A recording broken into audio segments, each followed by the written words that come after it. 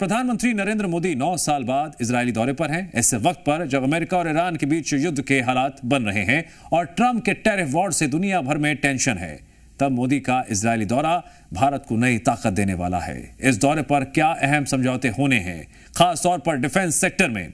दरअसल भारत अपने defence sector को और मजबूत करना चाहता है, क्योंकि बदलते वर्ल्ड ऑर्डर में कौन कब किसका दुश्मन बन बैठे कहा नहीं जा सकता। और अगर पाकिस्तान चीन जैसे पड़ोसी हो तो तैयारी और पुख्ता होनी भी चाहिए।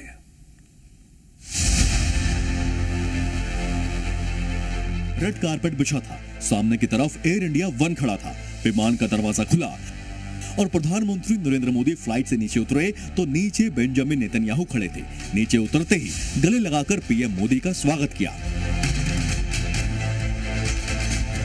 प्रधानमंत्री नरेंद्र मोदी को लेने खुद उनके फ्रेंड नेतन्याहू एयरपोर्ट पहुंचे थे। साथ में नेतन्याहू की पत्नी सारा भी मौजूद थी। दोनों नेताओं के चेहरे की खुशी भारत इजराइल की दोस्ती को साफ साफ बयां कर रही थी। तेल अवीव एयरपोर्ट पर ही पीएम मोदी को गार्ड ऑफ ऑनर दिया गया।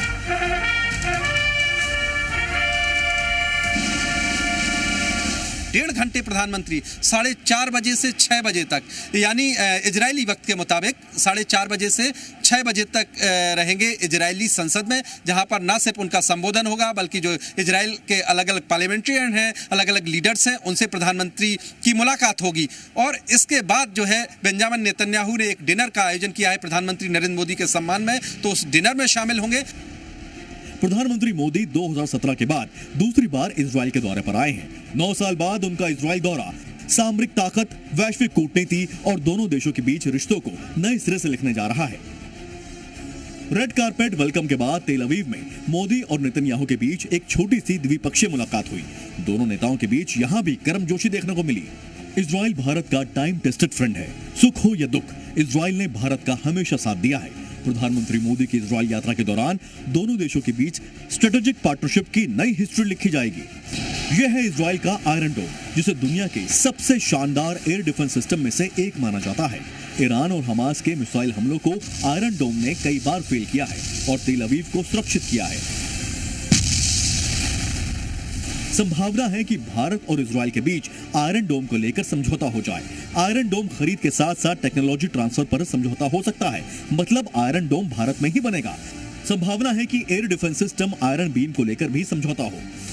ये लेजर बेस्ड एयर डिफेंस तकनीक आसमान में दुश्मन के ड्रोन को जलाने में सक्षम है। इनके अलावा भी और इजराइल के घातक हथियारों को लेकर समझौता हो सकता है, जिसमें Spice 1000 precision guided bomb, Rampage supersonic air to ground missile, Barak 8 air defence missile की डील संभव है।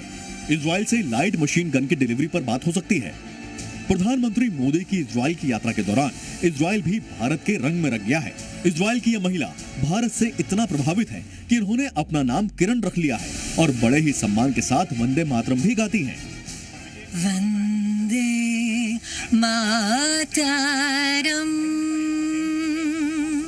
वंदे मातरम, सुजलाम सुफलाम मलयज शीतलाम।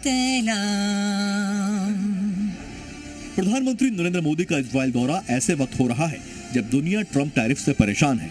अमेरिका और ईरान के बीच युद्ध के हालात बन रहे हैं। इसमें इजराइल भी एक पक्ष है। ऐसे में मोदी की इजराइल यात्रा वर्ल्ड ऑर्डर में भारत की भूमिका को नए सिरे से लिखने जा रही है। यह तय है।